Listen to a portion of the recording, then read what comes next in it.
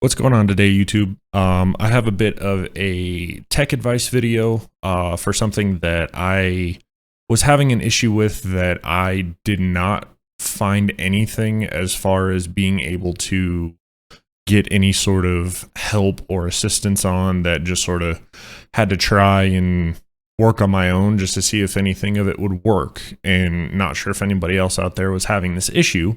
But the issue that I was having was I use the Shure SM7B and I have a GOXLR Mini. Well, the GOXLR Mini is just a USB audio interface instead of it having the power plug grounding like the full-size GOXLR does.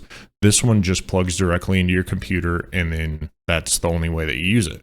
Well, what I was coming to realize was when I was only using my setup, I wasn't having any sort of interference whatsoever.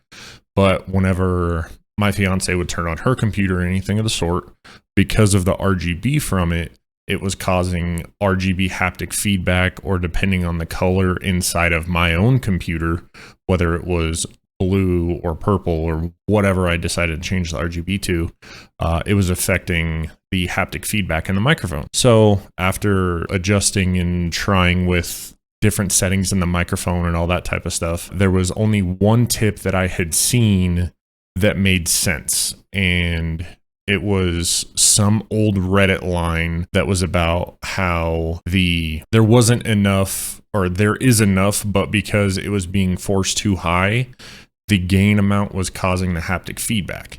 So what I decided to use and did research about and found is this right here. It is a Triton audio FET head. It comes in this container. Basically all it is it's a inline preamplifier, and it adds an additional 25 dB to the amount of audio. So when I would go into my GOXLR settings and I had my microphone stuff set up, when I was getting my microphone stuff set up, this number, oh, that's the other thing, is this does require volts to use. So you do need to use the condenser plus 48 volts option for it to work. But when I had it just on dynamic microphone, since the SM7B is just a regular dynamic microphone, the gain was all the way up to about 60. And I believe that's where it was sitting at comfortably. Whereas now, as you can see, talking normally and just talking into the microphone as you usually would with a normal voice tone, as you can see, I'm sitting right at 30 decibels. And I figured out that doing that and then adjusting some of my other settings to where, you know, my threshold wasn't as high, and I was able to then, or should I say, this gate threshold isn't as high, having that at 45, and then going over into the compressor settings, I put this at -15, and then I put the makeup gain at 8, and now I'm not having any sort of those issues, whether it's from my own computer or whether it's my fiance's computer or her GOXLR because she has the full-size one, or her keyboard or my keyboard or my mouse or anything that has RGB on it. None of it is causing issues anymore. And I never thought that using an inline preamp was going to be the fix for it. So basically the way that it works is this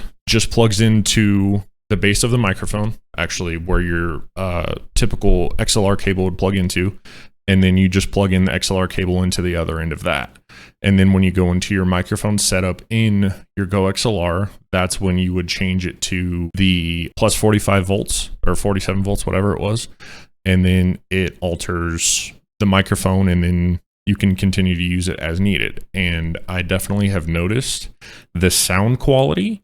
Granted, I've only done this like 3 or 4 days ago. The sound quality is totally different. To me, it sounds a lot better. It sounds a lot more full, sounds a lot more true, rather than it being where it was before, where it felt like it was sort of being pushed to its limit with the amount of gain that was being put on the microphone. So it sounded kind of strained a little bit. Ever since I swapped over to using this, definitely recommend it. So again, just basic way of setting it up is you take your GOXLR cable, and obviously you'll just plug it into the back of the GOXLR, run your cable up if you have a microphone arm or desk mount, whatever it is that you have for your microphone. And then you'll take your GOXLR cable you'll plug it into the base of the FET head. So there's the two ends, and you'll take the female end of the XLR cable. You'll take the female end of the XLR cable, plug it into the male end of the FET head, and then you'll take the female end of the FET head and plug that directly into your microphone. And then once you do that, you go in, adjust your settings, and then turns out sounding as it should, and then you won't have any more of the, whether it be static interference, RGB interference, anything of the sort, because I've never had the issue before and I didn't know what was going on. So I thought my XLR cable was bad. I thought the GOXLR itself was going bad. You know, I thought there were so many other issues that were happening, when in reality the microphone was just being pushed too much to its end because the gain wasn't compensating enough for what it was needing to do. So that was my fix for it. Not sure if that will help you guys or not. I haven't had any issues. Again, like I said, I've only been using it for 3 or 4 days with this setup now, and things still continue to be working properly. I've been streaming with it, I've been recording other videos, doing all that stuff, and the audio quality sounds great, and in my opinion, I'm going to keep it this way regardless of whatever setup or other GOXLR cable that I end up using, or if I swap over to the full-size GOXLR, whatever. I'm still going to keep this setup just because it's comfortable and I know it's going to work and I'm not going to have any sort of issues with it. So leave any comments below if it did wind up helping you, and I will post down in the description the link to this FET head. There might be a fill-in option because I did have to buy this on eBay. I could not find it on Amazon, or if there was a link to it on Amazon, it was like out of stock or it wasn't being refilled anytime soon. Leave a comment down below, like, subscribe, all that good YouTube stuff. Thank you guys so much for watching. Have a great night, good day, good morning, whatever time of day it is for you, and I'll catch you guys in the next one.